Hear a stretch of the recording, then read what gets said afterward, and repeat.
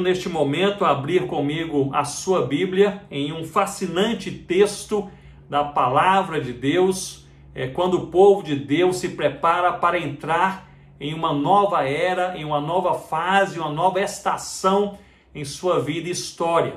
Esse texto encontra-se em Deuteronômio, capítulos 31 e 32, e faz parte do último sermão de Moisés ao povo de Deus. A última pregação de Moisés foi possivelmente a mais emblemática de sua vida, pois tinha como missão orientar o povo a seguir onde ele não iria, além do Jordão. Nós poderíamos talvez dar a este sermão de Moisés o título Exortações para além do Jordão. Permitam-me pintar o quadro, o contexto, para que possamos compreender bem o que se passa. O povo encerrava 4 décadas de peregrinação no deserto e estava prestes a entrar na terra que havia sido prometida por Deus. Essa terra ficava do outro lado do rio Jordão, que logo iriam atravessar. Naquele momento, o povo vivia um misto de alegria, expectativa e também temor. Alegria, pois chegava ao fim a vida no deserto, a peregrinação sem terra própria, a provação naquela caminhada. Expectativa, pois não sabiam bem o que os aguardava além do rio Jordão. E pelos relatos, havia guerreiros poderosos e cidades fortificadas, portanto uma situação complexa. E também temor, pois seguiriam nessa nova etapa da vida sem o líder usado por Deus que os conduziu para fora do Egito, sem Moisés. E foi perante esse cenário que Moisés proferiu o seu último sermão. E suas palavras foram assertivas, cheias de teologia e prática, de nostalgia e esperança, relembrando que o povo de Deus jamais deveria esquecer. Leiamos, portanto, Deuteronômio capítulo 31, o versículo 6, quando diz assim a palavra do Senhor.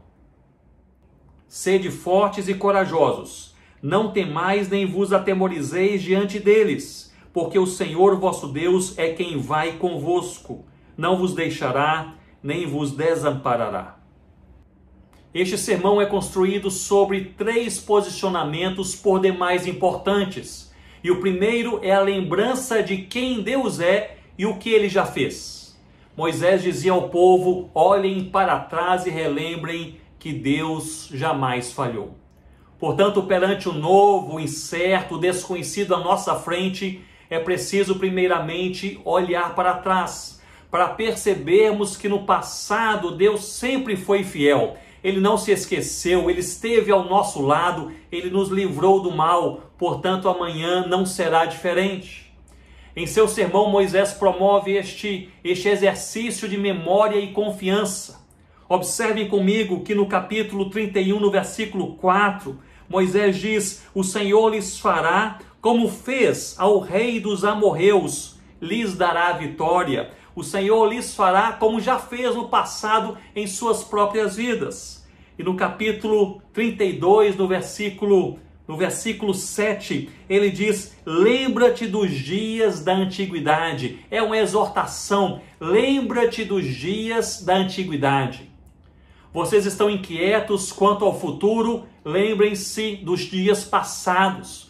Vocês estão agitados quanto ao que os espera além do Jordão? Lembrem-se que Deus já os conduziu em outra travessia. Vocês estão angustiados com o poder dos inimigos que os aguarda? Lembrem-se que Deus já derrotou os egípcios e os amorreus. Lembrem-se dos dias da antiguidade. Nós somos convidados a fazer este exercício de fé a cada novo momento de nossas vidas. A lembrança das verdades de Deus alimenta a nossa fé. Portanto, meu irmão, ao se preparar para seguir adiante, olhe para trás. Veja o quanto Deus foi fiel. Ele guardou a sua vida, alimentou a sua alma, proveu além das suas necessidades. Lembre-se que Ele jamais falhou, jamais se ausentou, Ele jamais deixou de amá-lo, Ele jamais deixou de amá-la. A certeza do que Deus fez no passado e a convicção de que Ele jamais muda é a segurança que nos dá paz. Eu repito, a certeza do que Deus já fez no passado e a convicção de que Ele, Deus, jamais muda é a segurança que nos dá paz. Se a sua alma se sente aflita e seus pensamentos abraçam a ansiedade, inunde a sua mente com as lembranças do que Deus já fez em sua vida e na história do seu povo. E lembre-se, sobretudo, que é da natureza de Deus ser fiel. É da natureza de Deus ser fiel. Deus há de cumprir tudo aquilo que Ele prometeu. Eu entendo que há uma clara e curiosa ligação na palavra de Deus entre a fé e o descanso. O descanso da nossa alma parece ser um resultado direto da nossa fé. Quanto mais cremos, mais descansamos. Quanto mais cremos, mais nossa mente compreende e nossa alma percebe que estamos seguros e nada e nem ninguém pode nos separar do amor de Deus e de Deus que nos ama. Lembre-se comigo que em Mateus capítulo 8, Jesus e seus discípulos se encontravam em um pequeno barco. E perante uma forte tempestade, quando os discípulos aflitos pensaram que iriam morrer, eles aflitos acordam a Jesus. Jesus então acalma o vento e o mar e questiona os discípulos. E o questionamento é intrigante, pois Cristo não os questiona em relação à habilidade que tinham, visto que muitos eram pescadores e acostumados ao mar. Cristo não questiona a experiência cristã por já terem caminhado com Ele por algum tempo. Também não lhes questiona a compreensão dos fatos, o que realmente estava acontecendo ao redor daquele barco, naquele mar revolto. Ele questiona a fé, perguntando: por que sois tímidos, homens de pequena fé? E eu gostaria nesse momento de convidá-lo a olhar para trás e crer em Deus. Você sabe quem Ele é, você sabe o que Ele já fez. Você pode crer e descansar no Senhor Jesus. Neste seu último sermão, é curioso que o maior líder de Israel não gasta nenhum espaço para relembrar as suas próprias realizações. Você não encontrará neste sermão Moisés relembrando suas conquistas, a sua liderança, os seus grandes feitos, nada disto. Ele não relembra o povo sobre os seus feitos, ele relembra o povo sobre Deus e os feitos de Deus. Eu penso que isso é algo que nós precisamos resgatar em nossos dias, em nosso país, na igreja brasileira. Nós precisamos, irmãos e irmãs, nós precisamos falar mais sobre Deus e menos sobre nós. Nós precisamos exaltar mais os feitos de Deus e não os nossos. Nós precisamos buscar mais a aprovação de Deus e não a aprovação dos homens. Em uma observação teológica deste sermão de Moisés, podemos ver que é uma exposição sobre Deus. E ele relembra quem Deus é em 3 ângulos diferentes: a natureza, os feitos e os ensinos. A natureza de Deus, os feitos de Deus e os ensinos de Deus. E quanto à natureza, Moisés destaca a singularidade de Deus. A singularidade de Deus é parte da sua essência, da sua natureza. Não há resposta em outro Deus. Não há salvação em outro nome. Não há esperança em outro caminho. Ele não apenas é o Deus mais forte, ele é o único Deus. Quanto aos feitos de Deus, Moisés enfatiza a sua fidelidade. Deus cumpriu tudo o que prometeu. Ele salvou, livrou, cuidou. Ele fez guerra contra os inimigos. Todos os feitos de Deus foram fiéis. No capítulo 32, no versículo 4, Moisés, ele grita dizendo: eis a rocha, suas obras são perfeitas. Eis a rocha, é o nosso Deus, suas obras são perfeitas. E não apenas a natureza e os feitos de Deus, mas também os ensinos do nosso Deus. O sermão de Moisés está repleto de ensinos, de exortações, de encorajamento, de lembrança, não apenas de quem Deus é, mas o que Ele deseja do seu povo, como nós devemos crer. Portanto, pensando sobre o dia de amanhã, nós precisamos primeiramente olhar para trás e relembrar quem Deus é e o que Ele já fez. À medida que cremos, descansamos. À medida que cremos, crescemos em confiança. À medida que cremos, crescemos em coragem. À medida que cremos, cumprimos a missão. Em nossas próprias vidas e junto às igrejas que pastoreamos ou participamos, relembremos quem Deus é e o que Ele já fez. Eu estive conversando com alguns pastores amigos e um deles levantou uma pergunta importante: como encorajar a igreja para viver dias tão difíceis? Nós conversávamos naquela roda de amigos no fim de dezembro de 2020, no auge da pandemia, em diversos lugares do Brasil, com milhares de mortes a cada dia e muitos confinados em suas casas. Havia muito sofrimento, muitos viviam luto pela perda de parentes queridos, de amigos chegados. A pergunta era realmente relevante: como encorajar a igreja para viver dias tão difíceis? Eu me lembro que eu cheguei a comentar o que não fazer.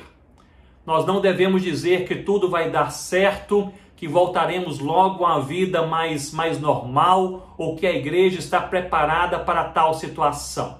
O que devemos fazer, assim eu compreendo, é falar com o povo quem Deus é. Ele é o eterno Criador, é o Pai amoroso, reto juiz. Deus é o Todo-Poderoso, é o Deus da aliança, o Santo de Israel. Ele é a nossa justiça, o nosso Redentor. Portanto, nele e somente nele podemos confiar e nele, somente nele podemos descansar. Portanto, meu irmão e minha irmã, olhe para trás e lembre-se que ele jamais falhou. Ele jamais falhou. Um outro posicionamento claramente declarado por Moisés em seu sermão foi a exortação à santidade. Em suas últimas palavras, ele gasta mais tempo falando sobre consagração do que falando sobre habilidade. Ele orienta mais sobre o caminho da santidade do que sobre o caminho do sucesso. Assim, Moisés exorta o povo a deixar para trás o que não é santo, a deixar para trás o que não vem de Deus. No capítulo 31, no versículo 27, ele destaca que havia rebelião aos mandamentos de Deus. No capítulo 32, no verso 16, ele diz que o povo de Deus praticava a abominação. No verso 18, ele acusa, dizendo que o povo havia se esquecido da rocha que é o Senhor.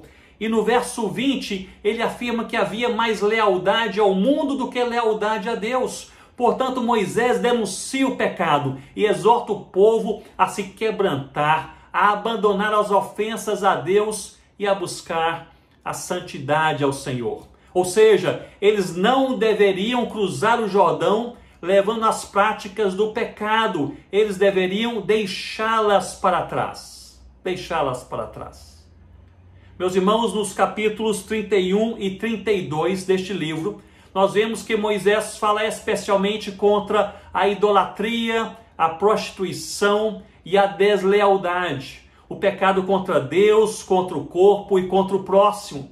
E essa deve ser também a nossa mensagem para os nossos próprios corações e para o povo de Deus.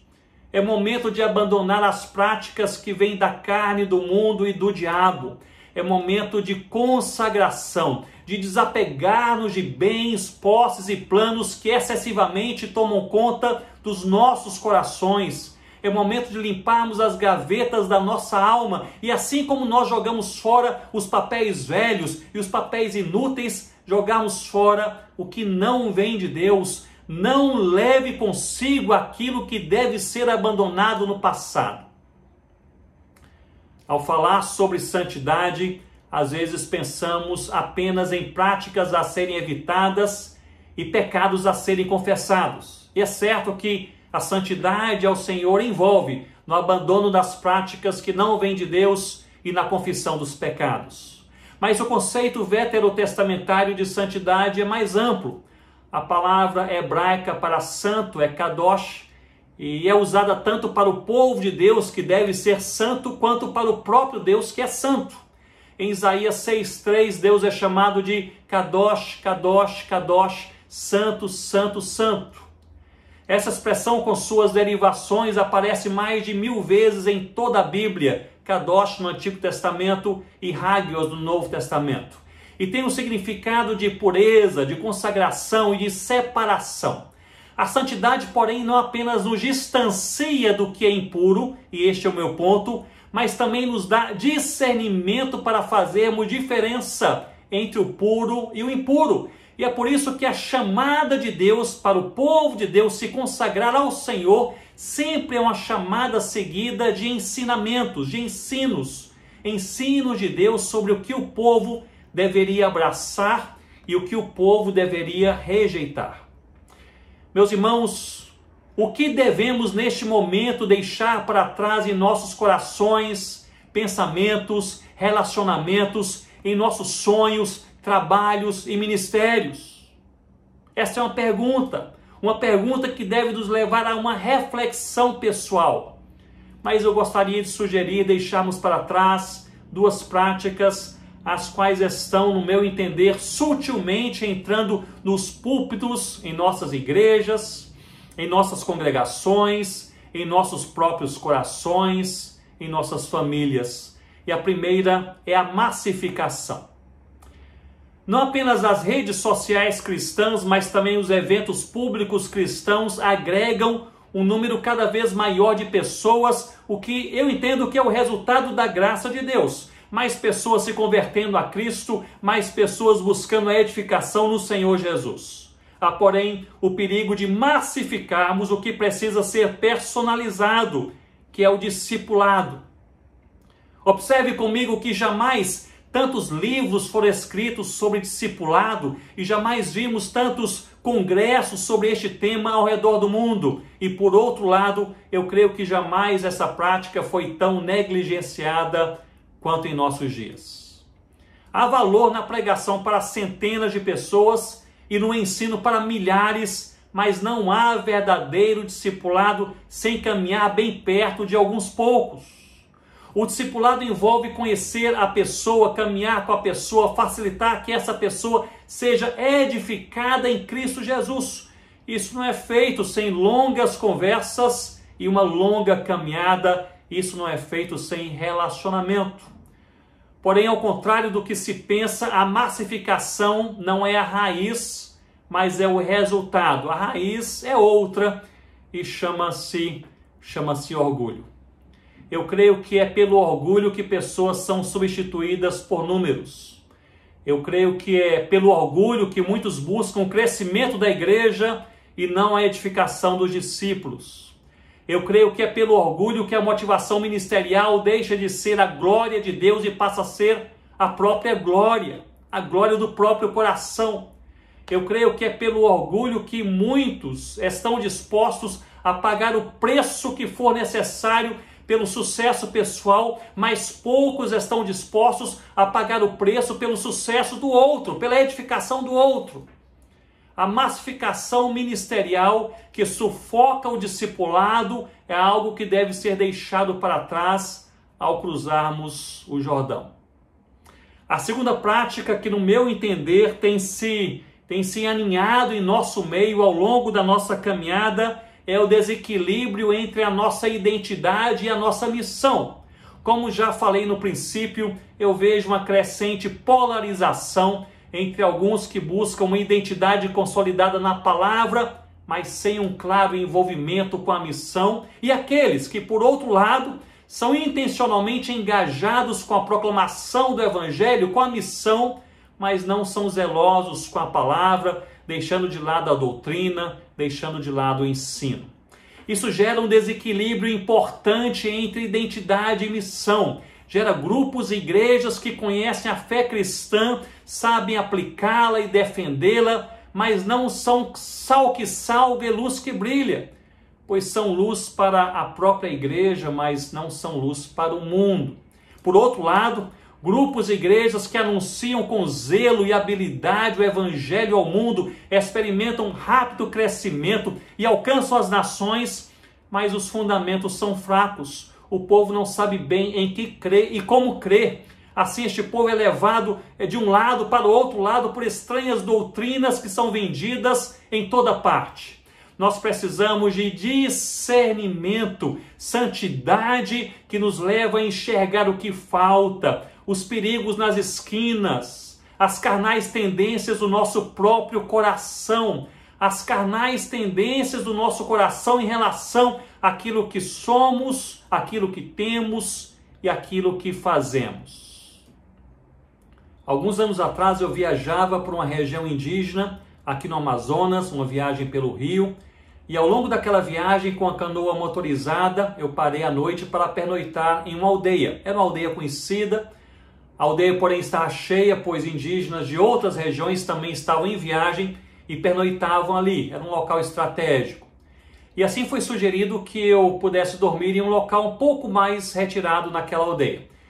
E eu estava bem cansado daquele dia de viagem, portanto, após um rápido banho no rio, eu armei a minha rede, eu comi alguma coisa e logo deitei. Era uma noite escura, sem lua, sem estrelas, totalmente escura.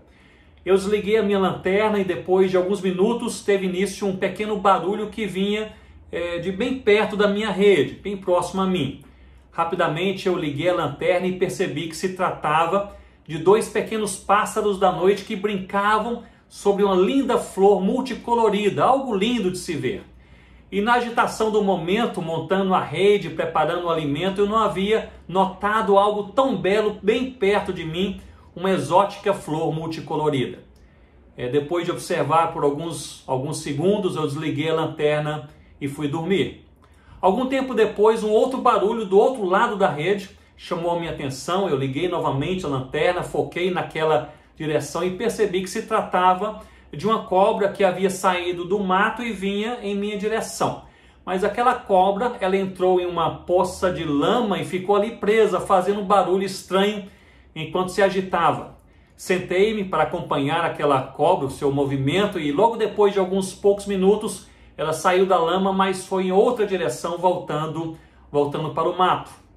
Deitei novamente para dormir e veio à minha mente algo sobre o qual eu tenho pensado vez por outra. Eu tenho pensado que a luz da palavra é como aquela lanterna que nos faz enxergar as coisas como elas verdadeiramente são. Faz-nos enxergar tanto a beleza da flor quanto o perigo da cobra. Faz-nos enxergar tanto a bondade de Deus quanto o perigo do pecado. E perante a bondade de Deus somos levados à adoração, a reconhecer e agradecer aquilo que Ele faz. E perante o pecado nós somos levados ao arrependimento, a pedirmos perdão, a rogarmos por misericórdia e transformação. E esse é o processo de santificação, no qual a palavra marcada em nossos corações pelo Espírito Santo de Deus nos leva à celebração da pureza de Deus e dos atos de Deus, e também nos leva à contrição, a uma profunda insatisfação com nada menos que a santidade ao Senhor. Portanto, uma das exortações de Moisés foi para olharem para trás, relembrando que Deus jamais falhou. Uma outra exortação de Moisés foi para deixarem para trás aquilo que não deveriam levar neste novo momento de vida. Portanto, meus irmãos, minhas irmãs, eu creio que esse texto bíblico é um chamado para a santidade ao Senhor. Deixarmos para trás aquilo que não vem de Deus, aquilo que não edifica, aquilo que não purifica, aquilo que não santifica. Deixemos para trás em nome do Senhor Jesus. E por fim, uma última exortação que aqui partilho e que parece ser clara em todo o sermão de Moisés é que Deus, Ele está além do Jordão. Lembre-se comigo, o povo se encontrava do lado de cá e seus corações se enchiam de ansiedade sobre o que os esperava do lado de lá, além do Jordão. Eles tinham certa ideia por meio dos relatos sobre o que os esperava. E esses relatos falavam sobre terríveis guerreiros e cidades fortificadas, portanto, a figura não era nada encorajadora. E para tornar o momento ainda mais angustiante, Moisés inicia seu sermão dizendo: Deus me falou que eu não cruzarei o Jordão com vocês, eu não seguirei com vocês. Observem essa situação de incerteza e angústia. O povo deve ir para uma terra estranha, com fortes guerreiros e sem o líder que os conduziu por décadas. Em certa medida, talvez alguns de nós ou muitos de nós estejamos vivendo dias parecidos, tanto externamente em meio à nossa vida, em meio à sociedade que está ao nosso redor, em meio aos desafios que se colocam à nossa frente, quanto também internamente em nossos próprios corações. Passos novos, desafios novos, antigos medos, incertezas que nos cercam.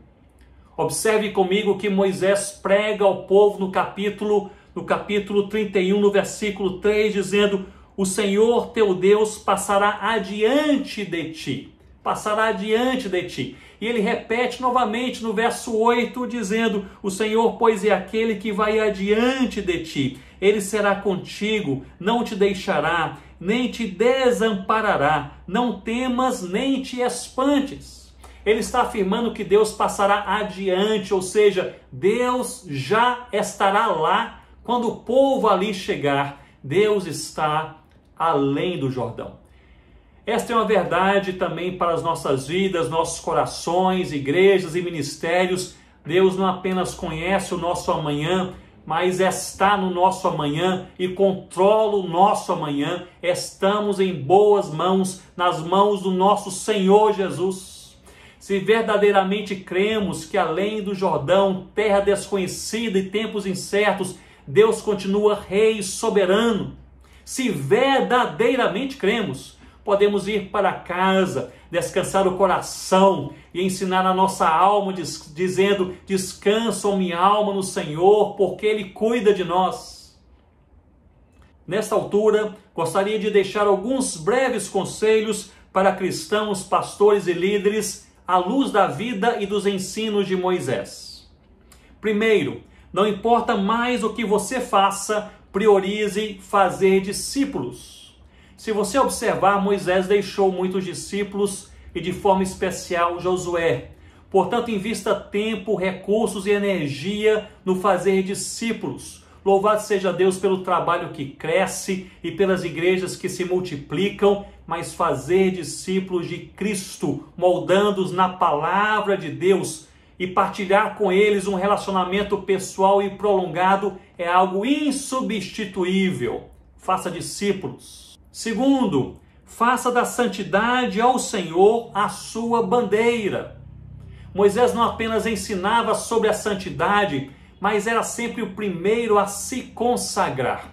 Não reduza a santidade a temas de sermões e artigos ou conteúdo de um programa semestral na igreja. A santidade ao Senhor é um convite de Deus para os nossos corações, para pausarmos mais, para refletirmos mais, para orarmos mais e entendermos aquilo que deve ser abraçado e aquilo que deve ser rejeitado. Santidade ao Senhor deve ser uma bandeira diariamente cravada em nossos próprios corações.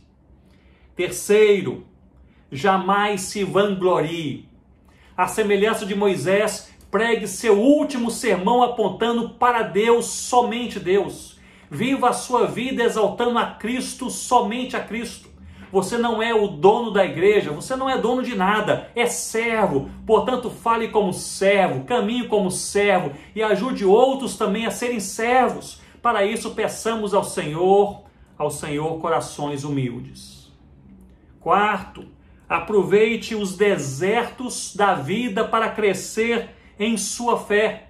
Essa foi a caminhada de Moisés e deve ser a nossa caminhada. Aproveite os desertos da vida, do ministério, do dia a dia, para crer um pouco mais. É na tempestade que nosso coração é relembrado de que nós seguimos aquele que acalma o vento. É no leito da morte que somos lembrados que este não é o fim, é um começo, pois a nossa vida está nas mãos do Cordeiro. Quinto, ame a Deus. Ame a Deus. Para Moisés, Deus não era apenas o alvo da sua lealdade, mas era o alvo do seu amor. Ame a Deus, ame o próximo, ame a família, ame os amigos, ame os inimigos. Nós vivemos dias raivosos, é momento de amar. Amar é o nosso maior privilégio e o nosso maior desafio. À medida que amamos, vemos as pessoas e vemos as coisas e os nossos próprios corações com os olhos de Deus, peça a Deus que o ensine a amar. Peça ao Senhor que Ele dilate o seu coração, como cantava o salmista, que Ele dilate o seu coração e que Ele o ensine a amar. E eu gostaria de concluir trazendo à sua mente a vida de um homem de Deus, chamado por Deus e enviado para a obra missionária. Seu nome é David Brainerd. David nasceu na América do Norte em 1718, em uma família cristã, sendo seu avô um ministro do Evangelho. Desde a sua infância, David possui uma saúde bastante fragilizada e ele foi privado de um convívio normal com outros garotos da sua idade. Aos 9 anos perdeu seu pai, aos 14 anos perdeu a sua mãe, portanto teve uma infância extremamente difícil, o que fez com que ele desenvolvesse uma personalidade muito reservada e até mesmo deprimida. Na juventude, após um tempo distante do Senhor, ele começou a ter uma vida de oração e leitura da palavra, e logo passou a ler a palavra com outros jovens e se dedicou especialmente a aplicar aqueles ensinos ao seu próprio coração. Aos 21 anos, ele compreendeu que era pecador e que estava perdido e foi alcançado pela graça de Deus, entregando a sua vida ao Senhor Jesus. Preparou-se muito bem, ingressando na Universidade de Yale, e logo depois passou a ter uma grande preocupação com aqueles que nada conheciam de Cristo em seu próprio país, sobretudo os indígenas. Não havia missionários entre eles. E assim David Brainerd iniciou a sua vida missionária, buscando informações para melhor conhecer os indígenas e orar por eles. Seus amigos, preocupados com sua saúde, lhe diziam: se Deus quiser que você vá, Ele lhe dará cura. Ao que David sempre respondia: se Deus quiser que eu vá, Ele me dará forças. Ele não foi curado, mas Deus o fortaleceu. E ele diz que Deus derramou em seu coração um grande amor pelos indígenas do seu país, um amor insuperável, que poderia levá-lo a fazer o que fosse necessário para que eles viessem a conhecer o Senhor Jesus. Sua saúde frágil era um motivo de preocupação, pois enfrentaria situações desafiadoras em terras distantes. Aos 24 anos, ele escreveu em seu diário: eu quero esgotar a minha vida neste serviço para a glória de Deus. E assim ele fez. Passou a viajar a distâncias enormes, a pé ou a cavalo, atravessar florestas em pântanos, dormindo sempre ao relento em alguma barraca improvisada. Em seu diário ele dizia que não gastava tempo com seu conforto, pois cada minuto a mais que economizava era dedicado à oração e à evangelização dos indígenas. Sua saúde piorava a cada nova jornada, a cada tribo alcançada, mas sua perseverança aumentava. Não havia equipe, portanto ele trabalhou de forma extremamente solitária durante o seu ministério, todo o ministério. E em meio a tudo isso, a saúde piorando, as viagens aumentando e mais indígenas sendo alcançados com o evangelho, Deus enviou um avivamento que atingiu diversas tribos indígenas naquele país. A palavra pregada caía com força em seus corações. Havia profundo arrependimento e nova vida em Cristo por onde ele passava. Jonathan Edwards, cuja filha era noiva de David Brainerd, escreve que este avivamento tocou milhares e milhares de vidas de maneira formidável. Muitos vinham de terras distantes para ouvir a David Brainerd, que falava com voz mansa e muitas vezes debilitada pelas enfermidades. Mas o vento soprava, o Espírito Santo convencia o povo e muitos se convertiam ao Senhor Jesus. Em certos encontros, durante a pregação de David Brainerd, era comum ouvir altos gritos dos indígenas pedindo misericórdia a Deus e abraçando a fé no Senhor Jesus. O vento soprava com força naqueles lugares. David Brainerd caminhava cada vez mais debilitado. Ele mantinha um diário no qual registrava seus pensamentos, as suas convicções e também as suas lutas. Diversas vezes relatou sobre sua angústia, pois ele sofria com uma depressão crônica. Ele teve um ministério curtíssimo e veio a morrer aos 29 anos com tuberculose na casa de Jonathan Edwards. Estava noivo de Jerusa, filha de Edwards, que veio também a falecer poucos meses depois dele, com a mesma enfermidade. Apesar do pouquíssimo tempo de ministério, sua vida inspirou o próprio Jonathan Edwards e diversos outros ministros como John Wesley, William Carey, Jim Elliot e outros vários que até hoje falam sobre o impacto da vida e do testemunho de David Brainerd em suas próprias vidas e ministérios. A respeito de David Brainerd foi dito que a sua vida foi como a luz de uma vela que logo se apagou, mas enquanto brilhava, iluminou de maneira transformadora milhares de outras vidas. Em certo momento de sua vida, perante situações aparentemente intransponíveis, sobretudo a sua saúde, David escreveu em seu diário o seguinte: tudo o que eu desejo é ser mais santo, mais parecido com o meu querido Senhor.